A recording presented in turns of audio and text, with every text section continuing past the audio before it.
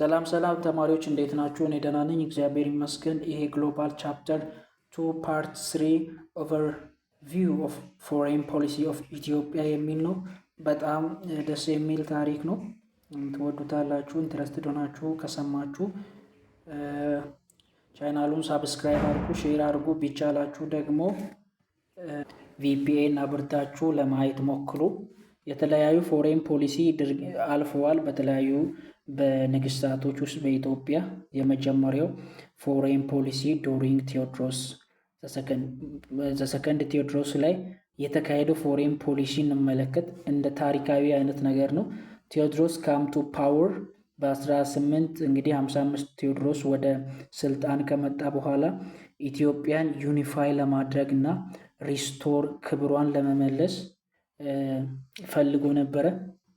እሱ ደግሞ ያምን የነበረው የኢትዮጵያን ሚሊተሪ ኃይልን ሞደርናይዝ ማድረግ ነበረ እና was essential to protect ኢትዮጵያን from foreign threats። ኦኬ ከውጪ ስጋቶች ኢትዮጵያን ለመጠበቅ ኢትዮጵያ ዘመናዊ የሆነ ሚሊተሪ ኃይል ሊኖራት ያስፈልጋል የሚል እምነት ነበረው እና እሱ ደግሞ የዩሮፒያን ሚሊተሪ ቴክኖሎጂ እና የኢሮፕ ላይ የተማሩ ሰዎችን ምናምን ይፈልግ ነበረ። አርሚውን ወይም ወታደሩን ከፍ ለማድረግ ይፈልግ ነበረ እና he also desired alliance with European power። በዚህ ምክንያት የተነሳ ሚሊተሪው ምናምን ሊያሳድግ ብሎ ከተለያዩ ከአውሮፓ ሀገራት ጋር ምናምን አላይንስ ለመፍጠር ይፈልግ ነበረ። to secure ኢትዮጵያን ፖዚሽን የኢትዮጵያን አቋሟን ምናምን ሴኪውርድ ለማድረግ እንደዚህ አይነት ሙከራዎች ምናምን አርጓል፣ ፍላጎት ነበረው። ነገር ግን his request for military assistance for Brit was ignored። እንደዚህ አይነት ጥያቄ ለብሪቲሽ እንኳን ቢያቀርብ ብሪቲሾች እንግዲህ ኢግኖር አድርጎት ነበረ። frustrated by this rejection he imposed British subject and missionary እና ብሪቲሽ በዚህ ቦታ ደግሞ የተለያዩ ሚሽነሪዎችን ወደ ኢትዮጵያ ስትልክ በዚህ ምክንያት በጣም ቴዎድሮስ ዘሰከንድ ተናደደና ወይም ተቆጣና እነዚያ ከብሪቲሽ ተልኮ የመጡትን በሙሉ ወደ እስር ቤት ከተታቸው። this act lead to serious confrontation with ይሄኛው ድርጊት ደግሞ ሲሪየስ ወደ ሆነው ጦርነት መራ ኢትዮጵያንና ማንን? ብሪታንያን። እና ብሪታንያ መልስ ሰጠች። ምን በማድረግ? ሚሊተሪዋን ወደ ኢትዮጵያ ላከች። ከዛም በኋላ ሚሊተሪዋን እንግዲህ ወደ ኢትዮጵያ ስትልክ ብሪቲሽ ፎርስ ዌል ዊፐን በወቅቱ በጣም የብሪቲሽ ምናምን የታጠቁ ነበሩና ኢዝሊ ዲፊትድ ቴዎድሮስ አርሚ በቀላሉ እንግዲህ የቴዎድሮስን አርሚ ምን አደረጉ? አሸነፉ ማለት ነው። rather than surrender to ብሪቲሽ እንግዲህ ለብሪቲሾች አተላልፎ ምናምን ከመሰጠት ይልቅ እጅ ከመስጠት ይልቅ ቴዎድሮስ ቴክቱ የራሱን ህይወት ምናምን ለማጥፋት መርጧል ማለት ነው። his target days marked the end of his ambitious effort to modernize ኢትዮጵያን ሞደራይዝ የማድረግ ምናምን አምቢሽሱም በሱ ሞት ምክንያት የተነሳ ተቋርጧል ማለት ነው። እና ከብሪቲሽ ጋራ የነበረውን ፎሬን ፖሊሲ ኦቨርቪው ይሄን ይመስላል። ሂስቶሪካል ፓርቱን አይ ቲንክ የሚይዘው እና ከዛም በኋላ ፎሬን ፖሊሲ ዱሪንግ ዮሐንስ ጊዜ የነበረው እንዴት ነበር? አፍተር ቴዎድሮስ ከሞተ በኋላ ዮሐንስ ዘሰከንድ አሴንድ ቱ ዘ ትሮን ኢን 1872 በ1872 ላይ ቴዎድሮስ ወደ ዙፋኑ መጣ። ከዛ ዮሐንስ ኢነርጂ ካውንትሪ ፌሲንግ ማልቲፕል ኤክስተርናል ትሬት የተለያየ ውጫዊ ስጋት ያሏትን ሀገር እንግዲህ ተቀበለ ማለት ነው ከቴዎድሮስ። ከዛ ዮሐንስ ያን ሀገር ከተቀበለ በኋላ he considered Islam as a major threat to Ethiopian territory integrity ለኢትዮጵያ ሉዓላዊነቷ ስጋት የነበረው እስላም ነው ብሎ ያስብ ነበረ ዮሐንስ። Egypt under Ottoman influence repeatedly attempt to invade ኢትዮጵያን ብዙ ጊዜ ምናምን እንትን ለማድረግ ለመውረድ ኢጅፕቶች ሞክሮ ነበረ በኦቶማ አመራር በነበረበት ጊዜ። ኢጅፕት ደግሞ አላማዋ ኮንትሮል ማድረግ የነበረው ብሉ ናይልን ነበር። ዮሐንስ successfully defeated Egypt force at the Battle of Gondar in በ1870 5 ላይ እንግዲህ በግራንደር በሚባለው ቦታ ላይ ዮሐንስ ኢጅፕትን ዲፊት አደረገ፣ ዋጋቸውን ሰጣቸው ማለት ነው። ይህ አጌን ዲፊትድ ኢጅፕት አት ባትል ኦፍ ኳራኢን በ1876 ላይ ደግሞ ሁለተኛ ድጋሚ ዋጋቸውን ሰጣቸው ማለት ነው። ከዛስ ዚስ ቪክተርስ እነዚህ ድሎች ምናምን ኢትዮጵያን ቦርደር ፍሮም ኢትዮጵያን ከኢጅፕቲያን ኤክስፓንሽን አዳነ፣ እየተስፋፉ ኢትዮጵያ ውስጥ እየተስፋፉ ካሉበት አዳናቸው። ይሁን እንጂ ግን ዮሐንስ ኦልሶ ሶ ዩሮፒያን ኤክስፓንሽን አስ ግሮ ዳንጀር እና የዩሮፒያን ኤክስፓንሽንን በጣም እያደገ እየመጣ እንደሆነ ይመለከት ነበር። ግብፃውያንን እንኳን ቢያሸንፉ ዩሮፓውያንም ምናምን ያስቸግሩት ነበር። በ1885 ምናምን ስታብሊሽድ ያደረጉ ኢጣሊያውያን ማሰባ የሚባለው የጦር ቤዝን የጦር ቤዝን ስታብሊሽድ ያደረጉ ማለት ነው። ይሄ ዚስ ማርክድ አዝ ቢግኒንግ ኦፍ ኢታሊያ at the beginning of Italia colonized ambitious in region እና ይሄኛው ደግሞ በዛ ማሳዋ አካባቢ ላይ ምናምን የጦር ቤዞችን መመስረታቸው ለኢጣሊያውያን ለዚህ ለኢትዮጵያ መሪ ለዮሐንስ እንደምን ታየው? በቃ ኮሎናይዝ የማድረግ ፍላጎት ambitious or in region ኮንትሮል የማድረግ ኮሎናይዝ የማድረግ ambitious እንዳላቸው ተረዳ ማለት ነው። ዮሐንስ faced another sheet from ማህዲስት ስዊድን ሬዚስተንሲ ፋይተር በሱዳን ውስጥ የሚገኙ ማህዲስት የሚባሉ አሉ። ከነሱም ደግሞ ሌላ ስጋት አጋጠሙ። ማህዲስት የኢትዮጵያን ዊስተርን ፓርቱን ምክንያቱም ያው እንደምታውቁት ኢትዮጵያ እንደዚህ ናት ምናምን ብንል ሶሪ ስዕል ላይ ብዙ አይደለሁም። ኢትዮጵያውን እንደዚህ ነው ምናምን ብንል ይሄኛው ፓርቷ ላይ ነው እንግዲህ እንደምታውቁት ሱዳኖች ምናምን የሚገኙትና ምን ፓርቷን ይሄኛው ዊስተርን ፓርቷን ምናምን ወረሯት ማለት ነው። ወረሯት። ማህዲስት ኢንቨርትድ ዊስተርን ኢትዮጵያ ቢሊቪንግ ዮሐንስ ዋዝ አላይን ዊዝ ብሪቲሽ ከብሪቲሽ ጋር አላይን አድርጓል የሚል እሳቤ ስለነበራቸው እንትን አደረጉት ማለት ነው፣ ወረሩት ዮሐንስ። ከዛም በኋላ እነሱን እንትን ለማድረግ ለመዋጋት ወጣ። ኮንፍሮንቱ ማህዲስት በት ዋዝ ኪልድ ኢን ባትል በ1889 ግን በዛ ጦርነት ላይ ማህዲስቶችን ለመውጋት ወጥቶ በዛ ጦርነት ላይ አርፈዋል ማለት ነው። ሌላኛው ደግሞ ፎሬን ፖሊሲ ዱሪንግ ምኒልክ ዘ ሰከንድ። እሺ ፎሬን ፖሊሲ ዱሪንግ ዘ ሰከንድ በቃ ምኒልክ ዘመን የነበረው ከውጭ ሀገር ጋር ያሉ ግንኙነቶች እንዴት ነበረ? ፎሎዊንግ ዮሐንስ ዴዝ ከዮሐንስ ዴዝ ተከትሎ ምኒልክ ዘ ሰከንድ ሸዋ ምኒልክ ዘ ሰከንድ ሸዋ የሚባለው የኢትዮጵያ ኢምፐረር ሆኖ መጣ። ምኒልክ ኦልሬዲ ኤክስፓንድ ሂዝ ኢንፍሉዌንስ ሳውዝዋርድ ኢስትዋርድ ቢፎር ሂዝ ኮሮኔሽን ወደ ክብር ከመምጣቱ በፊት ኦልሬዲ እሱ ወደ ሳውዝ እና ወደ ኢስት ምናምን እንትን አድርጎ ኤክስፓንድ አድርጎ ነበረ ለግዛት እንዲመቸው አድርጎ። ሂ አንደርስቶንድ ስትራቴጂክ ኢምፖርታንስ ኦፍ አክሰስ ቱ ሲ ፎር ኢትዮጵያ እና ለኢትዮጵያ ይሄ ሲ የሚባለው ቀይ ባህር ምናምን የሚባለው አክሰስ በጣም አስፈላጊ እንደሆነ የተረዳም ሰው ነበር። ቢፎር ዮሐንስ ዴዝ ከዮሐንስ ሞት በፊት ኢጣሊያ had cultivated good relation with ምኒልክ ከዮሐንስ ገና በንግስናው ላይ ያለ ምኒልክ ከእንትኖች ጋራ ከኢጣሊ ጋራ ጥሩ ግንኙነት ነበረው። ኢጣሊያን ጎል was to weaken its northern ኖርዛዊው የኢትዮጵያን ክፍል ኃይል መሸንሸን በቃ ማተነሽ ጉልበታቸውን እየመቱ ወደ ውስጥ ለመግባት ኖርዘር ፓርት ኢኒሙን መምታት የኢጣሊያውያን አላማ ነበረ። ዮሐንስን ማለት ነው የኛውን አላማቸው ነበረ። ዮሐንስን ኖርዘርን ፓርቱን ማክለል። ምኒልክ ስኪልፉሊ ዩዝ ዲስ ሪሌሽን ቱ ኮንሶሊዴት ሂዝ ፓወር የእሱን ፓወር ምናምን ለማስፋፋት ይሄን ነገር ደግሞ በዘዴ ተጠቀመ ከኢጣሊስ ጋር ያላቸውን ሪሌሽን ማለት ነው። However, after becoming emperor, ምኒልክ faced Italy grown colonized ambitious ነገር ግን ወደ ስልጣን ከገባ በኋላ ምኒልክ ከዚህ በፊት ከነሱ ጋር የነበረው መልካም ግንኙነት ውስጥ የተደበቀ ኢትዮጵያን የመውረር ፍላጎት እንዳለው ተረዳ።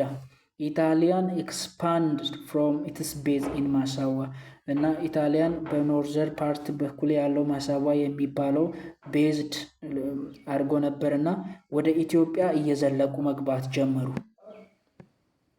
ወደ ኢትዮጵያ ምናምን እየዘለቁ መግባት ጀመሩ። ምኒልክ ፕሮሲውድ ደብል ትራክ ዲፕሎማሲ ቱ ኮንቴን እና ኢጣሊያውያንን ደግሞ በቃ ለመቆጣጠር ሁለት ዘዴዎችን ነደፈ ምኒልክ።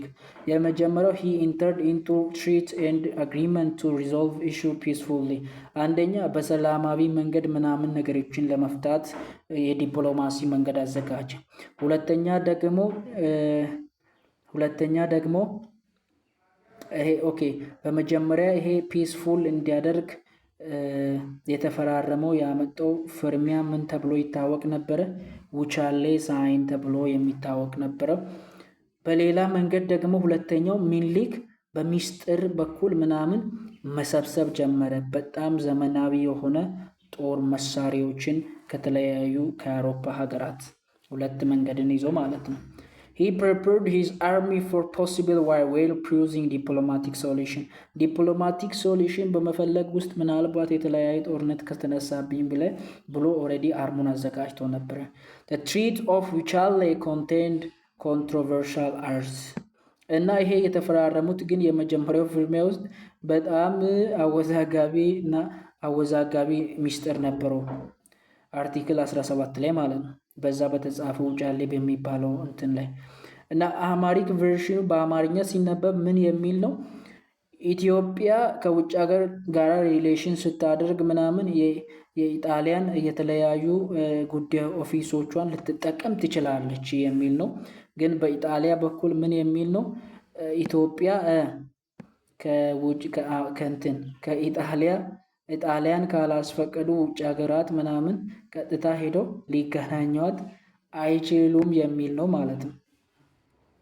When Milik discovered this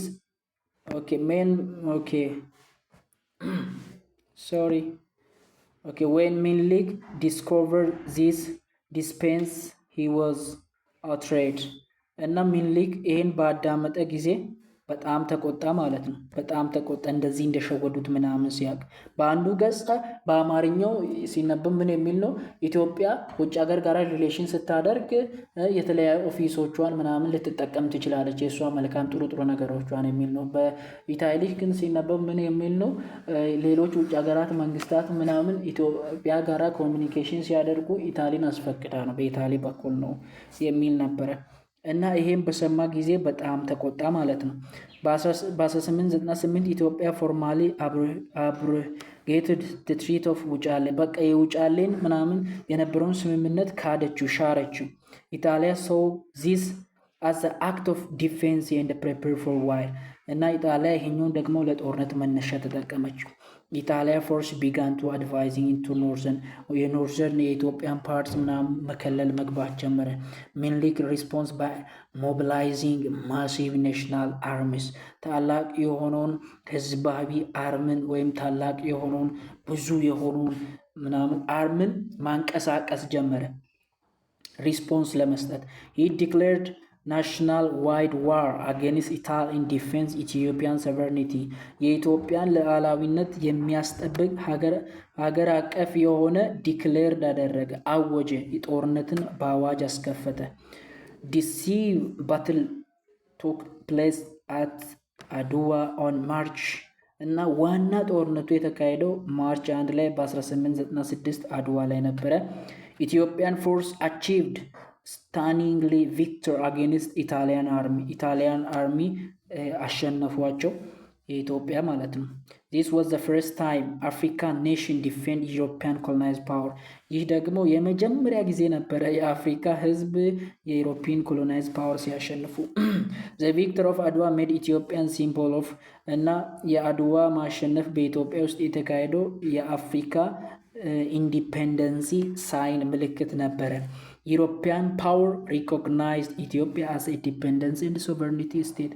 ከዛም በኋላ የዩሮፕ ኃይል ምናምን የዩሮፕ መንግስታት ኢትዮጵያን ሪኮግናይዝ አደረጋት ሉዓላዊ ሀገር ናት ብሎ ማለት እና ብሪቲሽ፣ ፍሬንች፣ ራሽያን፣ ኢጣሊያን ምናምን አምባሳደር ሁላ እስኪልኳት ድረስ ማለት ነው። እና በአድዋ ላይ የተደረገው ድል እንግዲህ ይህን ይመስላል። ደስ ይላል። ፎሬን ፖሊሲ ዱሪንግ ኢምፓየር ኃይለ ሥላሴ ፈርስት አፍተር ሚኒሊክ ዴዝ ኢን 19 በ1933 ላይ እንግዲህ ይህ ሚኒሊክ ከሞተ በኋላ ኃይለ ሥላሴ ፈርስት ኢምፓየር ሥላሴ ፈርስት ተነሳ። ኢትዮጵያን ኤክስፒሪየንስድ ፔሪድ ኦፍ ኢንስታቢሊቲ በጣም አለመረጋጋትን ኤክስፒሪየንስ ያደረገችበት ጊዜ ነበረ። ኃይለ ሥላሴ ነዋስ ተፈሪ መኮንን ተብሎ ይጠራ ነበረ ሌላ ስሙ። ኢመርጅድ አዝ አ ስትሮንግ ሊደር በጣም እንደ ትልቅ እንደ ስትሮንግ ሊደር ምናምን ነበረ ሀፐኒ ሲመጣ የነበረው። ሂ ቢካም ሪጅም ኢን 19 and was crowned empire ንግስናውን የወሰደው እንግዲህ በ1930 ላይ ነበረ። ኃይለ ሥላሴ was dedicated to create strong centralized and empire እና በጣም ሴንትራላይዝድ የሆነ መንግስትን ለመፍጠር ይፈልግ ነበረ ኢምፓየር ኃይለ ሥላሴ ማለት ነው። ምክንያቱም አሁን በወቅቱ የነበረችው አይ ቲንክ እቺ አሁን ኢትዮጵያ ብትሆን በቃ የሆነ ሸዋ እየተባለ ምን እየተባለ የተከፋ እቺን ሀገር የሆነ አሁን እነ ካዎቶና የሚባለው ካኪሸሪቾ የሚባሉ በቃ እኔ ማውቃቸውን ነው የምሏችሁ እዚህ ደቡብ ኤሪያ ስለሆኑ የተለያዩ አሉ አይደለ? እነዚህ የተለያዩ ሪጅኖችን የሚመሩ ነገስታቶች ነበሩና አሁን መጣና ምን ማድረግ ፈለገ? እነዚህ ንግስታት ምናምን ሴንትራላይዝድ አድርጎ አሁን ያለውን የኢትዮጵያን ገጽታ ማምጣት አለብኝ የሚል ቪዥን የነበረው ነው። He believed that gaining international recognition was essential for Ethiopian survival. ኢትዮጵያ ሰርቫይቭ አድርጋ እንድትቀጥል ዓለም አቀፋዊ እንደ ሀገር እውቅና ያስፈልጋት ነበር ይል ነበር። እንደ ንጉስ ደግሞ he lead ኢትዮጵያ to join League of Nations እንድትቀላቀል የሚያደረገ ሰው ነው፣ መሪ ነው። This was a strategic move to protect Ethiopia from potential Italian invasion. ከሌላ ደግሞ ከውጭ ሀገር ወረራም ደግሞ ለማዳን ይሄ እንደ ፖቴንሻል ጥቅም ነበረ ሊግ ኦፍ ኔሽንን ጆይን ማስደረጉ። በ1935 ደግሞ ኢታሊ አንደር ሙሶሊኒ ኢንቫይድድ ኢትዮጵያ እና ይሄ ሙሶሊኒ የሚባለው ኢታሊያን ሊድ በሚያደርግበት ጊዜ እንደገና ምን አደረጓቸው? ወረሯቸው ማለት ነው ኢጣሊያውያን። እና ዲስፒት ኢትዮጵያን ሜምበርሺፕ ሊግ ኦፍ ኔሽን ፌል ቱ ቴክ ኢፌክቲቭ አክሽን። ግን ሊግ ኦፍ ኔሽን የሊግ ኦፍ ኔሽን እንኳን ሜምበር ቢሆን እንኳን ኢትዮጵያ ኢፌክቲቭ የሆነ አክሽን ለመውሰድ ፍቃደኛ አልነበረም ሊግ ኦፍ ኔሽን። ኃይለ ሥላሴ went into exile in London and appealed to League for help እና ወደ ለንደን ሄዶ ነበረ የሊጉን ምናምን ሄልፕስ እርዳታ ስለፈለገ። ነገር ግን his famous speech in Geneva in 1936 warned the world of the consequence of the action እና ይህን ነገር ደግሞ ካላደረጉ በዓለም አቀፍ ደረጃ ሊደርስ የሚችላቸውን ነገሮች እንደ ማስፈራራት እንደ ዋርኒንግ አርጎላ ነግሮ ነበረ። ነገር ግን ሊግ did not nothing to stop ኢጣሊን ይህን ሁሉ እንኳን ባያደርግ ከሀገሩ ሄዶ ቢያናግራቸው እንኳን ኢጣሊያውያን እያደረጉ ያሉትን ነገር እነዚህ ሊግ ኦፍ ኔሽን የሚባሉ አንድ ነገር ለማድረግ አክሽን አልወሰዱም ነበረ። ኢትዮጵያ remained occupied by Italian until 1941 እስከ 1941 ላይ በኢታሊ ግዛት ነበረች። በሁለተኛው ዓለም ጦርነት ላይ ብሪታንያ ደግሞ ኢትዮጵያን ረዳቻት ከዚህ ጦርነት እንድትወጣ። ኃይለ ሥላሴ ከዛም በኋላ ወደ ስልጣኑ ተመለሰ። ከዛ ከነጻነት በኋላ ኢትዮጵያ ደግሞ ፈለገች በጣም ጠንካራ የሆነ አሌንሲን መፍጠር የሚሊተሪ አንድነትን መፍጠር ለሴኪዩሪቲ ስትል ማለት ነው። በ1935 ደግሞ ኢትዮጵያ ፈረመች ሁለት ስምምነትን ከማጋ ከዩናይትድ ስቴትስ ጋር። ኦኬ እና ዩናይትድ ስቴትስ ከዛም በኋላ ቤዙን የወታደራዊ ቤዙን በኤርትራ በኩል መሰረተ ማለት ነው። እና ይሄኛው ደግሞ አግሪመንት ኢትዮጵያን ለ20 ዓመታት ምናምን ስታብሊሽድ ሆና እንድትኖር አደረጋት።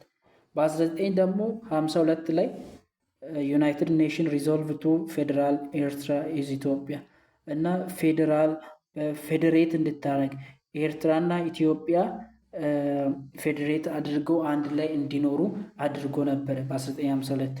ነገር ግን ኃይለ ሥላሴ በዛ አልተደሰተም ነበረ፣ በፌዴሬሽኑ ማለት ነው። እሱ ሲፈልግ የነበረው ሙሉ ኢትዮጵያና ኤርትራ እንዲቀላቀሉ ነበር። ነገር ግን በ1962 ላይ ሂ ዲዞልቭ ፌዴሬሽን ኤንድ ሜድ ኤርትራ ፕሮቫይድ ኦፍ ኢት ኢትዮጵያና ኤርትራን በራሱ አንድ አረገ። ይሄኛው ድርጊት ደግሞ ኤርትራውያን ለብዙ ዓመታት ምናምን በጥገኝነት ውስጥ እንድትሆን አደረጋት ማለት ነው። እና ኢትዮጵያውያን ደግሞ ትልቅ ሮል ወስደዋል። አፍሪካ ዲኮሎናይዜሽን ኤንድ አጌንስት አፍሪካ ዲኮሎናይዝ ላለመሆኗ ትልቅ ሚና እንዳላት ነው በዚህ ፎሬን ፖሊሲ ላይ የሚያሳየው። እና እዚች ጋር ምን ይላል? ኢምፐረር ቢካም ፋውንደር ፋዘር ኦፍ ኦርጋናይዜሽን ኦፍ የአፍሪካ የአንድነት ህብረትን ምናምን ፋውንድ በማድረግ ላይ እንደ ፋውንደር ሆኗል። እና ኦኤ ኦርጋናይዜሽን አፍሪካን ዩኒየን ወዝ ስታብሊሽድ ኢን አዲስ አበባ በ1933 ነው። አሁን የአፍሪካ የአንድነት ጉባኤ እንዲቀመጥ ስታብሊሽድ የተደረገው። ኢትዮጵያ ኦልሶ ኮንትሪቢዩትድ ዩናይትድ ኔሽን ፒስ ሚሽን ኢን ኮሪያ ኤንድ ኮንጎ። ኢትዮጵያ ደግሞ ሰላምን በማስጠበቅ በኮሪያ እና በኮንጎ ላለው ሁላ ምን አድርጋለች? ፒስ ኪፒንግ ሚሽኖችን ልካለች ማለት ነው። እና ኢምፐረር ሜንቴንድ ፓወር ፎር ኦቨር 40 ይሄኛው እንግዲህ ኢምፐረር ኃይለ ሥላሴ እስካሁን ወደ 40 ዓመታት ምናምን ተቆጣጥሯል ማለት ነው። ኢንተርናሊ እና ኢኮኖሚካሊ ችግሮችም ግን ነበሩ በወቅቱ። ሚሊተሪ ኮፕ ኦቨርቪው ኃይለ ሥላሴ ኢንዲንግ ኢምፓየር ኤራ እና በደርግ ዘመን ነበረ ኃይለ ሥላሴ እንግዲህ ምኑን የተወሰደበት ኢምፓየሩ የተነጠቀበት ማለት ነው። እሺ ፎሬን ፖሊሲ በደርግ ዘመን የነበረው ሚሊተሪ ኦፍ ሪጅም ናውናዝ ደርግ ቶክ ኮንትሮል ኢትዮጵያ በ1974 ኢትዮጵያን ኮንትሮል ለማድረግ ኃይል ወሰዱ፣ ማለትም ስልጣን ወሰዱ።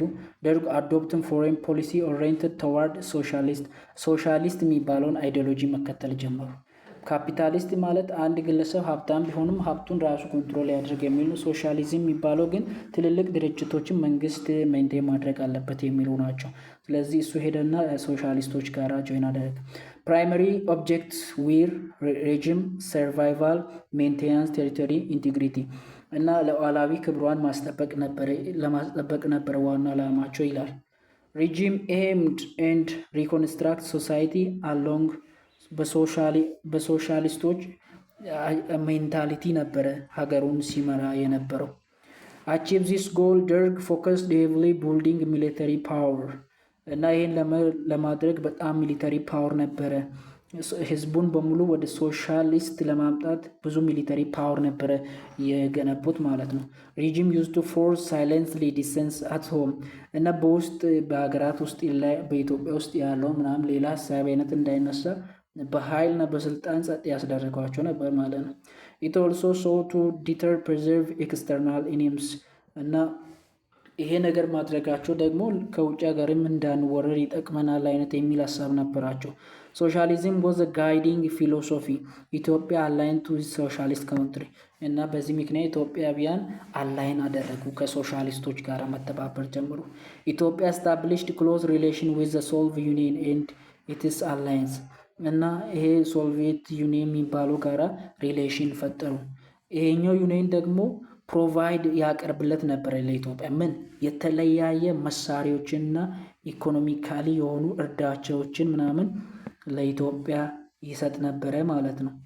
እና ዲፔንደንስ ሜድ ኢትዮጵያ ክሊኒክ ስቴት ሪሌሽን ዊዝ ዩናይትድ ስቴትስ በዚህ ምክንያት ተነሳ ከዩናይትድ ስቴትስ ጋር ያላቸው ግንኙነቶች እየጠፋ መጣ። ምክንያቱም ሲከተሉ ላይ ጀመሩት ሶሻሊስት ነው። ዩናይትድ ስቴቶች ካፒታሊስት ናቸው ሲጀመር። ዩናይትድ ስቴትስ condemned Derg's human rights and record closed its military base in ኤርትራ በኤርትራ በኩል በምስራቅ በኩል ምናምን የነበረውን እዚህ አካባቢ የነበረውን የጦር ቤዟ ምናምን አነሳች። በደርግ ዘመን በሁማን ራይት ላይ ሲደረግ የነበረውን መተላለፎችን ስላየች ማለት ነው። ኦኬ ኤርትራ ላይብሬሽን ፍሮንት ላውንችድ ሚሊተሪ አታክ አጌንስት ኢትዮጵያን ፎርስ። በዚያን ጊዜ እንግዲህ የኤርትራ የነጻነት ግንባር የተለያዩ ሚሊተሪ አታክ ያደረጉ ነበረ የኢትዮጵያን ፎርስ። ኤክስተርናል አክተርስ ኢንክሉዲንግ ሳውዲ አረቢያን፣ ኢጅፕት እና እነዚህ ሀገራት ደግሞ ይህን ድርጊት ያግዙ ነበረ ማለት ነው። በደርግ ዘመን እየተካሄደ ስላለው እያወራን ያለ ነው። ደርግ ስትራግል ቱ ኮንቴንት ቦዝ ኤርትራን ስትራግል ኤንድ ሶማሊያ ኢንቬንሽን እና ደርግ በዚያን ጊዜ በኤርትራ በኩል የሚመጣትንም በሶማሊያ በኩል እየተደረገ ያላትንም አንድ ላይ ምናምን ለኮንትሮል ለማድረግ ከብዷት ነበረ። ነገር ግን ሶቪየት ዩኒየን የሚባለው ሳፖርት አደረገ። ሶማሊያ ቱ ኢትዮጵያ ሽፍትድ እና ሶቪየት ዩኒየን የሚባለው ለሶማሊያ ሲያደርግ የነበረው እርዳታ ለኢትዮጵያ ማድረግ ጀመረ። ዊዝ ማሲቭ ሶቪየት ሚሊተሪ አሲስታንስ በጣም ብዙ በሆነው ሶቪየት በሚባለው ዩኒየን ሚሊተሪ አሲስታንስ ኢትዮጵያ ሶማሊያውያን ሊያሸንፉ የመጧቸውን እንግዲህ መልሰዋል ማለት ነው። እሺ ኮልድ ዋር ሪቨር ቢትዊን ዩናይትድ ስቴትስ ኤንድ ዩኤስኤስአር ኢንተንሲፋይድ ኢን ሆርን ኦፍ አፍሪካ እና በእነዚህ ምክንያቶች የተነሳ ኮልድ ዋር የሚባለው በሆርን ኦፍ አፍሪካ ላይ በጣም ተቀጣጥሎ ተነሳ። በሁለት ፓርቲዎች ተነስቶ የነበረው ጦርነት ደርግ sent thousands of Ethiopian for military training to solve እና ወደ እነዚህ ደግሞ ምንን ላኩ? ሚሊተሪ በጣም በሺ የሚቆጠሩ ሚሊተሪዎችን ላኩ እንዲሰለጥኑ ማለት። ምክንያቱም ብዙ ጊዜ ይሄኛው ዩኒየን ድርጅት ረድቷቸው ስለነበረ ሶማሊያ በወረሯቸው ጊዜ። እሺ regime also supported anti-colonial movement in Angola and Rwanda እና ይሄኛው ደግሞ መንግስት ሳፖርት አደረገ አንጎላ እና ሩዋንዳ ስለተደረገው አንቲ ኮሎኒያል ሙቭመንት ማለት ነው። እሺ ይሄን ይመስላል እንግዲህ። ሌላኛው ፎሬን ፖሊሲ ኦፍ ኢትዮጵያ ይሄ ደግሞ በኢህአዴግ ዘመን ስለተካሄደ ነው። አጭር ነው። ሀሳቡን ልንገራችሁና እናንተ ሞር ዲቴል ታነቡታላችሁ። ኢትዮጵያን ፒፕል ሪቮሉሽን ዲሞክራቲክ ፍሮንት የሚባለው ወደ ስልጣን መጣ። ወደ ስልጣን ከመጣ በኋላ ፋንዳሜንታል ፎሬን ፖሊሲ ኦሪየንቴሽን አስፈላጊ የሆነውን የፎሬን ፖሊሲ ከውጭ ሀገር ግንኙነት ጋር ያላቸው በደርግ ዘመን የነበሩ ነገሮችን በሙሉ አሻሻለ። ፎሬን ፖሊሲ was driven by to ensure national interest and security ቤዝድ ያደረገው ፎሬን ፖሊሲ ከመጣ በኋላ የተቋቋመው በሀገር ብሔራዊ ጥቅምና ሴኪሪቲ ላይ ቤዝድ የሆነ ነበር። one of primary goal was to ensure survival of multinational states እና ዋናው ፕራይመሪ ጎል በዚህኛው ጊዜ ስታብሊሽ ያደረገው ፖሊሲ ዋናው ጎሉ ምን ነበረ? በጣም መልቲናሽናል ስቴት እንዲኖር ነው። በውስጥ ላይም ሆኖ የተለያዩ ሪጅኖች እንዲኖሩ የሚያደርግ ነበር። አሁን ዛሬ እንዳለ ይሄ የትግራይ፣ የአማራ፣ የኦሮሞ፣ የደቡብ፣ የሲዳማ ክልል እየተባሉ እንዳሉ ማለት ነው። ናሽናል ኢንትረስት was defined in term of democracy and development እንደገና ናሽናል ኢንትረስት የሚባለው ሲጀመር ሪዲፋይንድ እንደገና ዲፋይን ተደረገ በዲሞክራሲያዊና በእድገት ላይ ዲፔንድ በሚሆን መስመር። It refers to the primary interest of the people to live freely from poverty and disease and ignorance እና ከዚህ በፊት የነበረውን ፖሊሲ በሙሉ ትቶ አሁን ላይ ፖሊሲው ቤዝድ መሆን ያለበት እንዴት ከድህነት እንውጣ፣ እንዴት ከበሽታ፣ እንዴት ከተለያየ ከአለማወቅ ድንቁርና እንውጣ በሚለው ላይ ቤዝድ ያደረገ ነው ይላል። government believed that foreign policy should serve domestic development goal እና በጣም ፎከስ የሚያደርገው መጀመሪያ የኛን እናሳድግ ወደ ውጪ ሀገራት ገብተን ሄደን የተለያየ ነገር ከማለታችን በፊት ስለኛ መጀመሪያ እናስተካክል የሚሉ ናቸው። ዶሜስቲክ ፕሮብሌም ሳቻዝ የምግብ እጥረቶች ኢኮኖሚያዊ አለማደጋችን ሜን ቻሌንጅ ስለሆኑ እነዚህን እናስተካክል የሚል ነበር። Foreign policy was designed to create a favorable external environment for economic development and democratization. ለሌሎች ከውጭ ሀገር ለሚመጡት ደግሞ ምቹ የሆነ ኢንቫይሮንመንት መፍጠር ነበረ የናሽናል ኢንተረስት ዋና ኮር ተደርጎ እንደገና ሪኮንስትራክት የተደረገው በዚህኛው ታይም ማለት ነው። ገቨርንመንት አዶፕትድ ኢንሳይድ አውት አፕሮች ከውጭ ወደ ውጭ የሚለውን አፕሮች ይከተሉ ነበር። ምን ማለት ነው? መጀመሪያ እኛነታችንን፣ ረሃቡን፣ ድህነቱን፣ አለም እነዚህ እናስወግድና ወደ ውጭ እንሄዳለን የሚል አፕሮች ይከተሉ ነበር። These approaches prioritized solving domestic problem የውስጥ ችግሮችን በመመለስ ላይ ነው ፎከስ አድርጎ የሚሰራው። Government believed that strong domestic foundation would reduce externally vulnerable ከውጭ የሚመጣንን የተለያዩ ጫናዎችን ሁላ ይቀንስልናል ዶሜስቲክ የሆኑ ነገሮችን ካስተካከልን የሚል ነው ማለት ነው።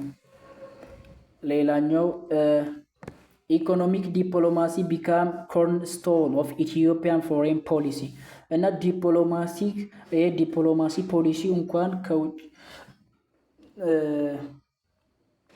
ለኢትዮጵያ ፎሬን ፖሊሲ ላይ እንደ ማዕዘን ድንጋይ ሆነ ማለት ነው። በቃ ፎሬን ፖሊሲያቸው ቤዝድ የሆነው ኢኮኖሚያቸውን በማሳደግ ላይ ብቻ ሆነ። ዚስ ኢንቫይትድ አትራክቲንግ ፎሬን ዳይሬክት ኢንቨስትመንት ቱ ኢትዮጵያ ይሄኛው ደግሞ የውጭ ሀገራት ኢትዮጵያ ላይ ኢንቨስት እንዲያደርጉ አትራክት አደረገ። ኢት ኦልሶ ፎከስድ ኦን ፋይንዲንግ ማርኬት ፎር ኢትዮጵያን ኤክስፖርት ፕሮዳክት ከኢትዮጵያ ምናምን ኤክስፖርት ለሚደረገውም ፕሮዳክት ደግሞ ማርኬት ያስገኘ ሂደት ነበረ። ሲኪንግ ኤድ ኤንድ ኮንሸንሳል ሎን ዋዝ አናዘር ኬይ ኮምፖኔንት እና እርዳታ መፈለግ እና ይሄ ብድሮችን መፈለግም በሚፈለግበት ጊዜ እንዲገኝ ዋና ቁልፍ ሆኖ ነበር ይሄ ፖሊሲ። አሁን በዚህኛው ዘመን የተመጣው ፖሊሲ government aim to explore opportunity of globalization while insight its risk. Ethiopia also adopt East Look policy, learning from East Asian developing model. እና እዚህ ጋር ምንድነው የሚለው እንዴት ማድረግ እንዳለባቸው የተለያዩ ሞዴሎችን ከኤዥያ ኤሪያ ምናምን የተማሩበት ታይም ነው ይሄ። ቢልዲንግ ሚሊተሪ capability was emphasized as deterrent against potential threats የተለያዩ ደግሞ ስጋቶችንም ምናምን ለመከላከል የተለያዩ ሚሊተሪ ፓወር ነበረ። peaceful dialogue and negotiation remain the preferred means for resolving dispute የተለያዩ ክርክሮችን ምናምን ለመመለስ በወቅቱ የነበረው ሰላማዊ ንግግርና ተቀምጦ ነገሮችን በሰላማዊ መንገድ መፍታት እንደ ቁልፍ አድርጎ የተወሰደበት ጊዜ ነበረ። ነገር ግን ኢትዮጵያ also demonstrate willingness to use force when necessary as in ሶማሊያ በሶማሊያ ላይ እንደታየው አስፈላጊ የሆነ የሆነ ምንድነው ወታደራዊ ኃይል እርምጃንም ለመውሰድ የተዘጋጀችበትም ጊዜ ነበር። Throughout the post-1991 period, Ethiopia maintained focus on regional stability. እና ከዚህ ጊዜ ጀምሮ ምናምን ኢትዮጵያ በጣም ክልላዊ የሆኑ ስቴቢሊቲዎች የታዩበት ነው። Country played an active role in Africa Union and other regional organization እና እቺ ሀገር ደግሞ በአፍሪካ ዩኒየን እና በሌሎች ድርጅቶች ላይ ትልቅ ሮል ተጫውታለች ማለት ነው። እነዚህን ነገሮችን በማምጣት አሁን ከፓሴጁ ስንረዳ የነበረው አጠቃላይ ከውጊያ ከጦርነት ምናምን ወጣ ብሎ አሁን ለማደግ ምናምን እየተደረገ ያለ ጥረቶች ናቸው። ኢትዮጵያን ፎሬን ፖሊሲ ኢን ዚስ ፔሪድ ሪፍሌክት ቦዝ ኮንቲኒቲ ኤንድ ቼንጅ በዚህኛው ፔሪድ ላይ ቼንጅን እያሳየች ነበረ የኢትዮጵያ ፎሬን ፖሊሲ ማለት ነው። ኮር ኦብጀክቲቭ ኦፍ ፕሬዘርቪንግ ቴሪቶሪ ኢንቴግሪቲ ሪሜን ኮንስታንት አክሮስ ኦል ሪጅም እና ቴሪቶሪ ኢንቴግሪቲ ወይም ሌሎች ወረራ ምናምን እንዳይደረግባት ምናምን መደረጉንም ቀጥላ ነበረ በወቅቱ። however the strategy and ideology orientation shifted according to change domestic and international context እና ስትከተል የነበረውም አይዲዮሎጂዋም ስትራቴጂዋንም የስትራቴጂዋንም ኮንቴክስቶችን የቀየረችበት ታይም ነበረ። እንግዲህ የሂስትሪ ፓርት ነው፣ በጣም ረዥም ነበረ። ቶሎ ለመጨረስ ሞክሬያለሁ። እናንተ ሀሳቡን ካገኛችሁ ጠለቅ ብላችሁ አንብቡ። ይህንን ደግሞ እያቆማችሁ ምናምን ማንበብ ትችላላችሁ። ሰብስክራይብ አድርጉ፣ ሼር አድርጉ። በሚቀጥለው ዩኒት 3 እናነባለን። ባይ ባይ፣ ጉድ ታይም